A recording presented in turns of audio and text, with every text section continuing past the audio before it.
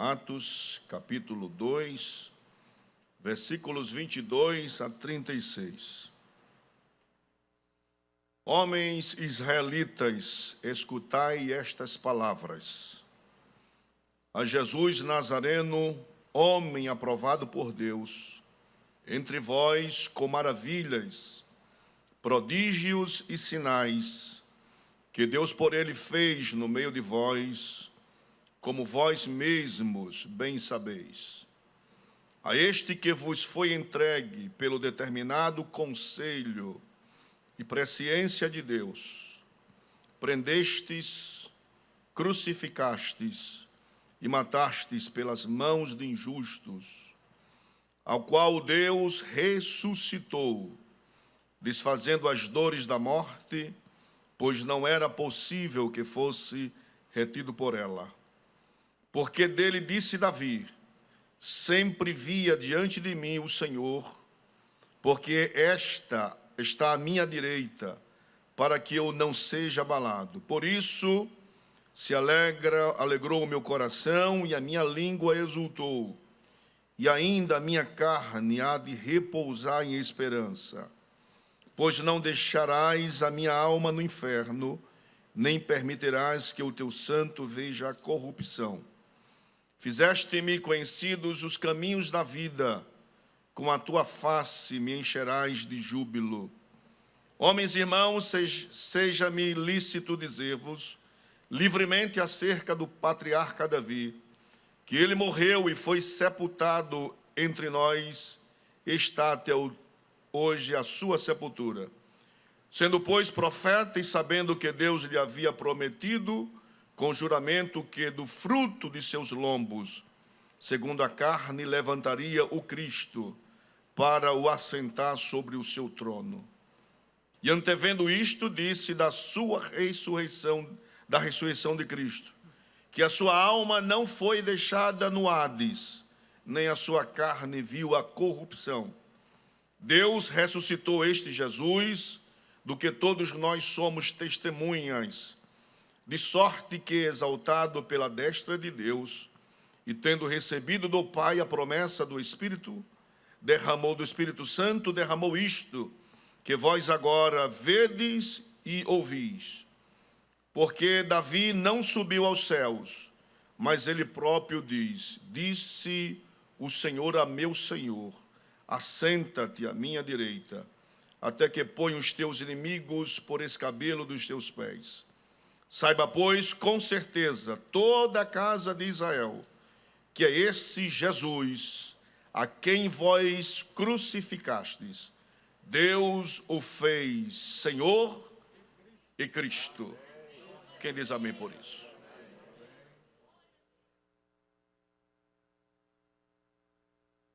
Meus amados, nós falamos na semana passada sobre o derramamento do Espírito Santo ao cumprir-se o dia de Pentecostes. E nós aprendemos pelo relato lucano que o que houve no cenáculo é algo sobrenatural. O som é do céu, o vento é do céu, as línguas de fogo também é do céu. Eles foram cheios do Espírito Santo, começaram a falar em outras línguas, e o fogo que desce no cenáculo reparte-se, e cada um está sobre si línguas, como que de fogo sobre eles. Pedro, depois do Pentecoste, faz o seu primeiro discurso, a sua primeira pregação. Nós vimos o relato de Lucas com relação a Pedro, um homem que negou a Cristo, um homem que teve o seu ministério ofuscado pela condição em que Jesus se apresentava para os judeus. Ele, para poupar a sua vida, resolve ficar recluso. E Jesus fala que depois de Cristo ressuscitado, e é Lucas que escreve estas palavras, Jesus procura-os lá no mar da Galileia. Pedro está pescando com alguns discípulos, e Jesus aparece. Quando eles voltam da pescaria, Jesus tem um diálogo muito perto de Pedro e pede que Pedro cuide dos cordeiros que está ao lado dele. E ele pergunta a Pedro se ele realmente o amava. E Pedro diz que ama. Mas Pedro ama como qualquer pessoa que convive com outra. Ora, se você perguntar se você ama a sua esposa, você vai dizer que ama. Se você pergunta se a esposa ama o marido, ela vai dizer que ama. Se perguntar ao pai se ama o filho, logicamente vai dizer que ama. Por quê? Porque tem laços afetivos entre o esposo, o filho, e também nós amamos os amigos também. Há amigos, segundo a Bíblia, que são mais chegados do que irmão. Então dizer que ama é uma coisa muito factual. Mas, porém, todavia, Jesus não quer simplesmente um amor afetivo. Ele quer um amor de entrega, que ele possa confiar plenamente nele. Tanto é que as palavras que Lucas usa, tirando do vernáculo grego, ele usa a palavra filho, que ele entende que ele ama, e Pedro declara que ama como um amigo, mas Cristo quer o amor ágape, o amor despretensioso, da entrega total. Nós não somos cristãos, crentes, simplesmente porque nós fazemos parte de uma igreja ou que cantamos em um coral, ou porque alguém separou você para exercer alguma atividade na igreja, ou porque você tem a carteira de membresia da igreja, ou porque você tem compromisso nas sextas, nas terças e no domingo. Não, nós estamos aqui porque aquilo que nós sentimos por Jesus é despretensioso. Primeiro, porque ele morreu pela nossa vida. Nós estávamos fadados, condenados, a cédula era condenativa, mas a cruz no Calvário, Cristo cravou, segundo a Bíblia, que a cédula que nos condenava, nos colocou em liberdade, e hoje nós somos livres na presença do Senhor, e o amor que me envolve, me impulsiona, a despeito de qualquer situação, de cansaço, de mal-estar, de doença, isso me traz, me comove a estar na presença dele e dizer: Senhor, eu te amo porque tu me amaste primeiro. Glórias a Jesus.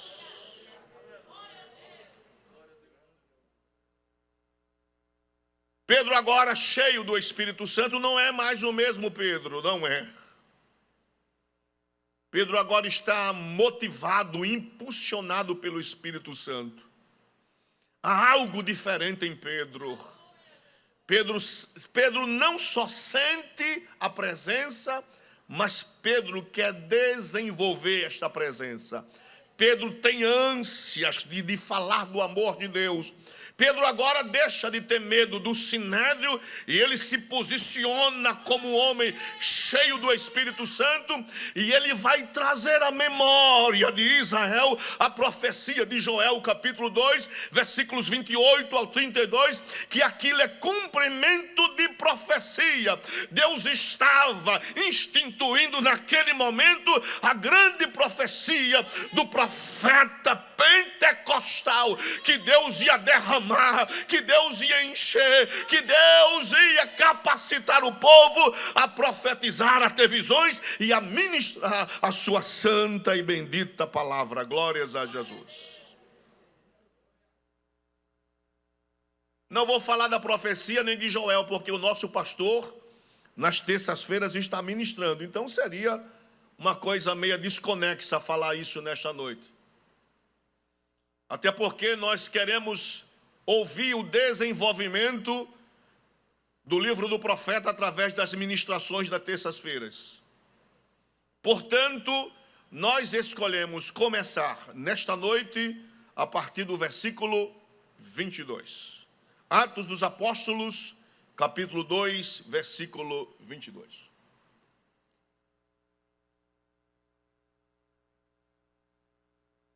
Pedro começa dizendo: homens israelitas, escutai estas palavras. A grosso modo, quando nós ouvimos, parece que não tem nada com nada. O que Pedro está trazendo à baila para o povo que está presente e ouviram e viram os sinais sobrenaturais, que ser israelita tem algo relacionado com a aliança que Deus fez com o patriarca Jacó. Lá em Gênesis capítulo 32, Jacó está fugindo da presença de Esaú. Por quê? Porque Jacó roubou-lhe a sua primogenitura, e agora ele quer prestar contas com o irmão Jacó. Jacó é suplantador. O nome Jacó vem da mesma raiz de pegar no calcanhar, ou seja, ele suplanta aquilo que é do seu irmão. Jacó, instruído pela mãe, e a mãe tem essa afinidade com os filhos, a mãe é muito voltada aos filhos. O pai é mais recatado, mas a mãe sempre faz aquilo que os seus queridos filhos sempre querem. A mãe é que ajeita com o pai, a mãe é que ameniza as conversas. Naquela época, quando o pai almoçava na mesa com a família, e era o centro gerencial de resolver problemas, quando a mãe colocava as cartas na mesa dos filhos, que fez alguma coisa, aí o pai logo se levantava para impor o juízo. Aí a mãe disse: não faça isso com o bichinho não, já conversei com ele, já acertei, ele prometeu que não ia fazer, mas isso aí amainava a situação. Então a mãe de Jacó foi dessa mesma maneira, enganou o velho que estava bastante adiantado em idade, fez uma roupa de pelo para parecer seu irmão Esaú, e passou. E Esaú veio cansado da caça, nem se preocupa, a lentilha está lá feita, aquele prato, e ele come, e diz: para que eu quero a minha primogenitura? O que vale é matar a minha fome. E ele come e tomou a bênção do seu irmão. Mas o seu irmão vai acertar conta com ele. A Bíblia diz que ele vai para o val de Jaboque, que é um afluente do Jordão, uma parte um pouco rasa. Ele despede as mulheres, as crianças, os animais, e a Bíblia diz que ele ficou sozinho. O sol começa a declinar, e ele vai passando o val, e ele vê um homem. Ele não percebe que aquele é um ser sobrenatural, e quando ele vai passando no val, aí uma luta corporal. Solta, não solta, solta, não solta. E no versículo 30 do capítulo 32, a afirmativa é que era um anjo do Senhor. A mesma coisa faz Oséias, no capítulo 2, versículo 3, 4 e 5, que realmente era o anjo do Senhor. Ele luta, a alva vai nascendo, e o anjo diz: me solta. Ele diz: não, eu só solto depois que tu me abençoares. Ele toca na juntura da coxa, ele fica manco, aí diz: doravante não se chamarás mais Jacó, o teu nome vai ser Israel, aquele que luta com Deus, e que ele pode estar sempre em luta com Deus. Jacó sai mancando do val, mas sai abençoado por Deus, porque Jacó sabe que a presença de Deus é que nos traz a bênção em nossa vida. Nós só estamos aqui por causa da bênção do Senhor. Você só respira por causa da bênção de Deus. Você só trabalha e tem saúde por causa da bênção de Deus. Você só está vestido e comeu hoje porque o Senhor é Deus na tua vida. Glorifique a Deus por estas coisas. Glórias a Jesus.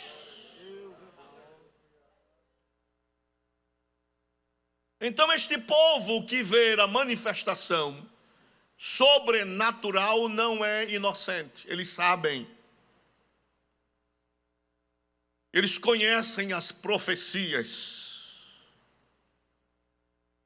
Este povo é o povo da aliança, é o povo da promessa. Este povo é o povo especial de Deus. Este povo é gerenciado por Deus. A lei deste povo é divina, não é humana. Os princípios deste povo é do céu, não é da terra. Trazendo isto como analogia para nossas vidas, A nossa regra de vida não é mais deste mundo. Nós cumprimos princípios do mundo pela questão mecânica nesta vida, mas a nossa regra de fé é do céu. O nosso princípio é do céu. Nós somos cidadãos do céu. Jesus disse: se a vossa justiça não exceder a dos fariseus e publicanos, vocês não estão fazendo nada. Eu fui chamado para ser diferente, você foi chamado para ser diferente. Aonde você mora, na sua família, quando a família olhar para você, tem que ver alguém diferente. Você dirige diferente, você vem para a igreja diferente, e você tem que ser uma pessoa diferente na presença do Senhor. Pedro vai trazer uma pregação cristocêntrica, irmãos. O pastor Hernandes Dias Lopes, ele vai dizer que nós não precisamos mudar a forma de culto, não precisa. A nossa forma está por demais correta. Por que está correta? Porque nós começamos, quando adentramos na casa de Deus, é normal, não é costume, é uma coisa de necessidade. Quando o crente entra na casa de Deus, a primeira coisa que ele faz é dobrar os seus joelhos. A despeito de que as pessoas não estão fazendo mais isso, não estão. Infelizmente, e nós temos que trazer isso à tona. As pessoas chegam na casa de Deus, às vezes as pessoas não têm a percepção do sagrado. Você, quando entra na casa do Senhor, você tem que saber que você está entrando na casa de Deus. Foi este lugar que Deus reservou para falar conosco. É este lugar que nós estamos aqui para louvar o nome do Senhor. Então, é normal de um crente entrar na casa de Deus e dobrar os seus joelhos. É normal. Então, a nossa forma está perfeita. A gente ora, levanta-se da oração, cantamos hinos da congregação da nossa harpa cristã, depois oportunamos aos conjuntos, aos cantores a que louvem, depois fazemos os avisos, pedidos de orações, aí palavra do Senhor. A palavra de Deus, nesta última hora, perdeu o foco da igreja. E olhe que nós andamos por aí, a gente vai para a fé, o povo se reúne o ano todo, faz festa disso, faz festa daquilo, coloca cartaz, coloca tudo, prepara hino novo, fardamento novo. Agora a palavra do Senhor está escassa. Aí o povo começa a cantar, começa a dizer isso, começa a dizer aquilo. Quando é 9, 8h30, 8:45, o povo se levanta e vamos ouvir Deus falar. Irmão, como Deus vai falar dessa maneira mais? Então cercearam Deus falar no culto, mas a nossa forma está perfeita. Palavra, convite, depois oração, bênção apostólica. E o que implica na coisa errada? O que implica é que a nossa essência está perdendo o seu vigor. Por quê? Porque tudo que nós fazemos para Deus tem que ter a essência de Deus dentro do culto. A oração tem que ter a essência de Deus. Os avisos têm que conter, porque quem dá aviso e pede é no sentido de que Deus possa responder. Os irmãos viram que no culto de domingo, um jovem de Guaxuma mandou dizer: eu estou me entregando a Cristo e eu quero dizer que eu também fui curado da coluna. Mas parece que o povo não percebe isso aí. Deus, Ele está em nosso meio para falar, para curar, para batizar, para resolver problema, não somente dentro do culto, mas também lá fora, onde as pessoas estão assistindo o culto pela internet. Glórias a Jesus. Então a essência está perdendo pouco a pouco. Os hinos às vezes perdem a essência, porque as pessoas cantam como se fosse algo qualquer, e a mensagem, ela foge de ser cristocêntrica. As mensagens de hoje é de autoajuda. Você tem que ir para o culto e você tem que ouvir Deus falar, que Deus vai falar com você, que Deus vai resolver aquela causa. E nem sempre Deus resolve, nem sempre Deus cura, nem sempre Deus fala, nem sempre Deus abre. Mas abrindo ou fechando, falando muitas vezes, especificamente ou não, curando ou não curando, o Senhor é o mesmo. Ele merece a honra, a glória e a adoração para todos sempre, sempre. Amém. Glórias a Jesus.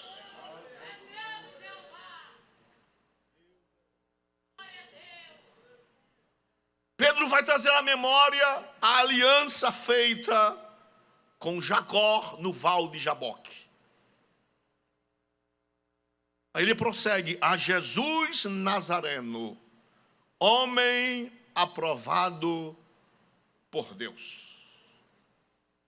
Irmão, Cristo era homem e era Deus. A nossa teologia, pastor Augusto, defende piamente que ele é 100% homem e ele é 100% Deus. O concílio de Nicéia de 325 homologou, carimbou, registrou e disse: Jesus Cristo é o homousios, ou seja, ele é consubstancial ao Pai. Tudo que Deus é, o Cristo, ele é Deus, ele é poderoso, ele é onipotente, ele é onipresente e ele é onisciente. Então, louvado nesta noite seja o nosso Cristo para todos sempre. Glórias a Jesus. Além dele ser Deus, ele é homem. Os irmãos lembram lá em Atos dos Apóstolos, capítulo 10. Por uma visão transcendental, Pedro é impulsionado a ir até Cesareia Marítima. Uma cidade próspera, bonita, embelezada por Herodes o Grande. Herodes fez de Cesareia Marítima uma coisa espetacular. Ele criou um hipódromo, ele criou um porto marítimo muito bonito, ele criou um teatro, ele criou um anfiteatro. Então ele embelezou Cesareia Marítima. E Pedro tem uma visão para sair de Jope e ir até Cesareia Marítima, porque lá tem um homem, um centurião chamado Cornélio, um homem pio, um homem que fazia as suas orações e as suas esmolas, e isto subiu até a presença de Deus. Ele vai até a casa de Cornélio e ali Deus se revela para os que estão ali. E lá em Atos capítulo 10, versículo 28, 38, veja o que Pedro diz: como um Deus ungiu a Jesus de Nazaré, com o Espírito Santo e com poder, o qual andou fazendo o bem e curando a todos os oprimidos do diabo, porque Deus era com ele. Glórias a Jesus. Pedro vai destruir uma filosofia e um conceito gnóstico. Por isso que Lucas é enfático de chamar Cristo, ungido. Por quê? Porque a cidade de Alexandria, no Egito, isto com as ideias dos filósofos de Alexandria, principalmente filósofos judeus, que tiveram uma concepção helenística da transcendência do ungido de Deus na pessoa do Logos, e que o Logos de Deus não era a própria divindade, ou seja, o Logos é uma emanação do divino, Cristo era uma emanação do divino, mas João disse não, ele é Deus, desde o começo de eternidade, ele é Deus, estava ao lado de Deus, tudo que Deus é, ele é também. Então Pedro está dizendo aqui que Jesus era um homem, ele formou-se em carne, carne natural, e ele habitou no meio daquele povo, e aquele povo viu a glória de Deus. Glórias a Jesus. Lucas capítulo 11, versículo 14 e 15. Esse povo nunca aceitou a Cristo, irmãos, aqui nunca. Nunca consideraram Cristo, nunca consideraram. Lucas capítulo 11, versículo 14 e 15. E estava ele expulsando um demônio, o qual era mudo. E aconteceu que, saindo o demônio, o mudo falou. E maravilhou-se a multidão. Mas alguns deles diziam: ele expulsa os demônios por Belzebu, príncipe dos demônios. Este povo, irmãos, muitos deles não reconheceram Cristo como Filho de Deus. Os irmãos lembram que Lucas capítulo 4, Jesus entra num sábado na sinagoga. O oficiante do culto da sinagoga sabe que Jesus é um homem instruído. Depois da leitura da Torá, da lei, ele oportuna a que Jesus possa ler alguma coisa. E Jesus pega o livro do profeta Isaías, no capítulo 61, e vai falar dessa unção plena dele. Ele vai dizer: o Espírito do Senhor está sobre mim, porque me ungiu para... Toda unção é para alguma coisa. Ninguém é ungido para não fazer nada. Por exemplo, o maestro da banda é ungido para dirigir a banda. E sim. É uma investidura que está na cabeça de Josué, na pessoa dele, que quando as pessoas veem Josué, sabe que Josué é o maestro da banda. É ele que está coordenando, é ele que está orientando, é ele que está capacitando o povo, é ele que está instruindo. A mesma coisa no ágape, a mesma coisa no coral celeste, a mesma coisa no louvor jovem, a mesma coisa no mensagem. Então, quem é ungido para alguma coisa. Por exemplo, os ministros que estão aqui, os cargos eclesiásticos que estão no púlpito, foi ungido para alguma coisa. Quem foi ungido para e não realiza nada, é porque está com a consciência cauterizada ou não sabe qual é o seu lugar. Mas quem foi ungido para. O pastor foi ungido para quê? Para orar, para ministrar, para interceder pelo povo, e tem que fazer isso porque a unção capacita para tal. Se você não assume o que Deus colocou na tua vida, o que Deus te ungiu, você está redondamente enganado. Nesta noite, você que me ouve, que foi ungido, saiba que Deus lhe ungiu para alguma coisa. Glórias a Jesus. A quem muito se dá, muito será cobrado. Ninguém faz nada desapercebido diante de Deus. Deus vai cobrar do Josué, Deus vai cobrar do Helder, Deus vai cobrar do maestro Azarias, Deus vai cobrar da minha vida, Deus vai cobrar do pastor Augusto, do pastor Hermengardo, do presbítero Expedito. Deus cobra, irmão. Deus é um Deus de cobrança. Deus oportuniza, Deus dá, Deus capacita, Deus unge, mas em contrapartida Deus cobra. E ai daquele que recebe e não é condizente com aquilo que recebe. Então nós nos deixamos. Você que é crente, Deus vai cobrar de você também as oportunidades que você não falou do amor de Cristo. Deus vai cobrar o seu exemplo na sua família, lá onde você mora, aonde você trabalha, aonde você estuda. Deus vai cobrar tudo. Então desperte, igreja do Senhor, que tudo aquilo que é nos dado um dia vai ser cobrado na presença do Senhor.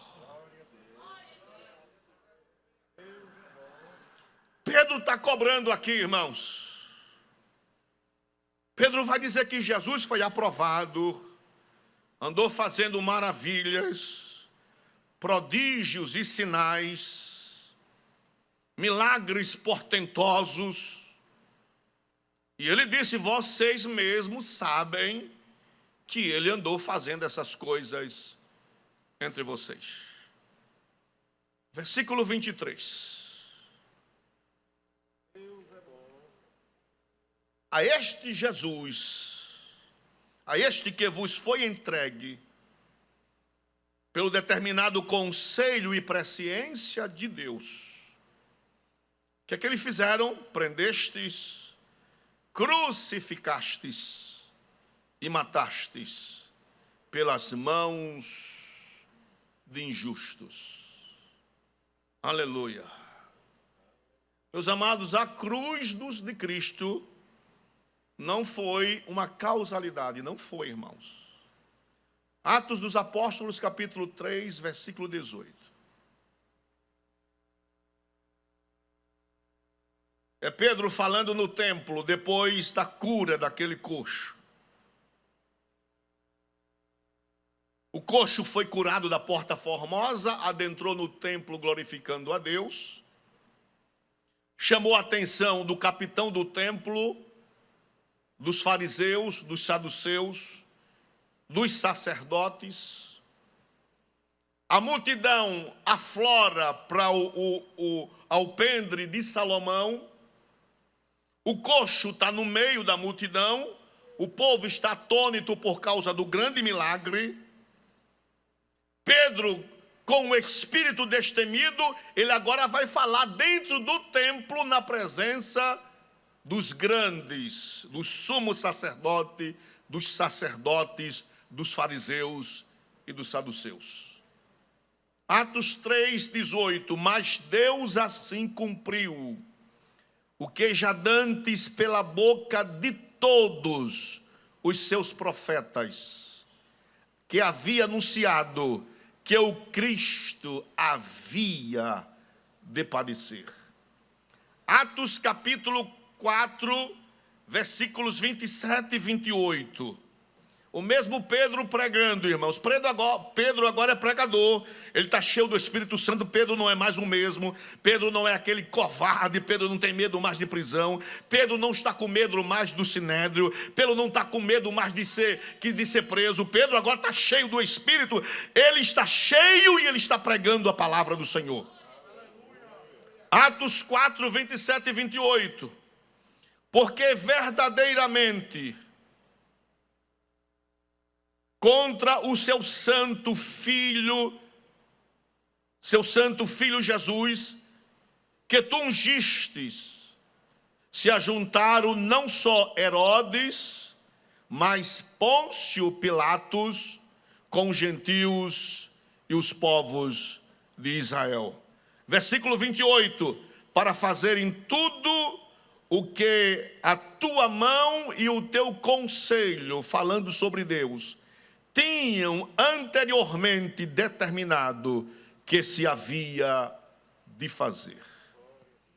Atos capítulo 13, versículo 29. E havendo eles cumprido todas as coisas que dele estavam escritas, tirando-o do madeiro, o puseram na sepultura. Aleluia. Parece que Deus tinha prazer na morte de Cristo. Parece que Cristo se entregou para ser crucificado. Não, tudo isso que aconteceu, irmão, tudo isso. E eu peguei a voz de um teólogo britânico, Frank Stagg. Ele diz o seguinte: isto não significa que Jesus buscou a morte, ou que o Pai desejou que os homens crucificassem Jesus, mas sim que, ao fazer a escolha para redimir os pecadores, foi previsto quanto isto custaria. Quem diz amém por isso? Glórias a Jesus. O que é que eu aprendo com isso, irmãos? É que nada que acontece na nossa vida, nada, absolutamente nada, foge do controle de Deus. Até as tristezas, amarguras, as nossas alegrias, as nossas decepções, os nossos regozijos, tudo está no controle absoluto de Deus. Cristo cumpriu todas as coisas por minha causa e por sua causa. Ele se entregou pelos nossos pecados. Se Cristo não se entregasse pelos meus e os seus pecados, nós não estaríamos aqui nesta noite. Nós só temos alegria por causa da expiação vicária da cruz do Calvário. Eu só posso ter certeza da minha salvação porque Cristo se entregou pelos meus pecados. A cédula nos condenava, mas Cristo isso Ele cravou na cruz, e nós estamos aqui mais do que vencedores na presença dEle. Esta paz, esta alegria que nós sentimos é por causa da presença do Senhor. E aí Ele sobe e capacita e dá dons. Um prega, outro canta, evangeliza, é missionário, é pastor, é tudo. É Ele que faz todas as coisas. Agradeça a Deus por você estar aqui nesta noite, pelo benefício da cruz do Calvário. Glórias a Jesus.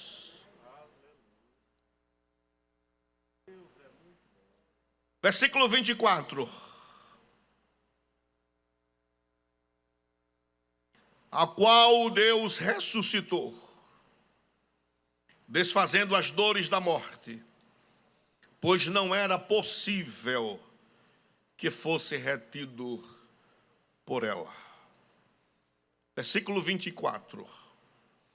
Porque dele disse Davi: sempre via diante de mim o Senhor, porque está à minha direita, para que eu não seja abalado. Por isso se alegrou o meu coração, e a minha língua exultou, e ainda a minha carne há de repousar em esperança.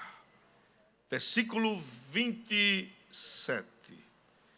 Pois não deixarás a minha alma no Hades, nem permitirás que o teu santo veja a corrupção. Pedro está trazendo à memória toda a profecia, irmão, todo o salmo messiânico. Versículo 28, fizeste-me conhecidos os caminhos da vida, com a tua face me encherás de júbilo. Homens e irmãos, seja-me lícito dizer-vos livremente acerca do patriarca Davi, que ele morreu, e Davi estava enterrado, estava morto, apesar de ser patriarca, apesar de ser salmista, apesar de ser um grande rei em Israel. Aí ele disse que ele morreu e foi sepultado. Entre nós está até o dia de hoje na sepultura, sendo pois profeta, e sabendo que Deus lhe havia prometido com juramento que eu do fruto de seus lombos, segundo a carne, levantaria o Cristo para o assentar sobre o seu trono. E antevendo isto, disse da ressurreição de Cristo, que a sua alma não foi deixada no inferno, nem a sua carne viu a corrupção. Deus ressuscitou este Jesus, do que todos nós somos testemunhas. A nossa igreja crê, Jesus ressuscitou. Ele está conosco nesta noite, Ele está presente no teu coração. A gente pode falar isso de peito cheio e dizer que o nosso Cristo é vivo. Ele está no meio de nós. Ele opera, Ele fala, Ele anda, Ele ouve, Ele trabalha, Ele salva e está presente em nosso meio. Glórias a Jesus. Ô Cristo amado, um Cristo que visita, irmãos, um Cristo que ama. Eu já falei aqui, quero repetir outra vez, que na minha época de novo convertido lá em Cruz das Almas, em um trabalho evangelístico de sábado com a mocidade, nós batemos em uma casa, tinha 2 velhinhos nesta casa. Ele veio nos atender na porta e ele pediu que nós entrássemos na sua casa, pois a sua esposa estava de cama. Assim que nós entramos, sentimos um mau cheiro dentro de casa. Um mau cheiro pela ferida que ele tinha na perna, pastor Hermengardo, que estava uma coisa terrível. A perna dele estava toda preta, tomada pela grande ferida. Ele nos levou até o quarto da sua esposa. A mulher não se levantava da cama, ele não tinha forças para levá-la ao banheiro, e ela fazia toda a necessidade na cama. O colchão estava daquele jeito. Piolho tinha demais na cama, a gente via piolhos do cabelo dela. E as irmãs tomaram a iniciativa de pegar aquela mulher, levar para o banheiro, levaram o shampoo, levaram o sabonete, levaram fralda descartável, deram um banho naquela mulher, ajeitaram o cabelo dela. E ele com a ferida na perna que era mal cheirosa.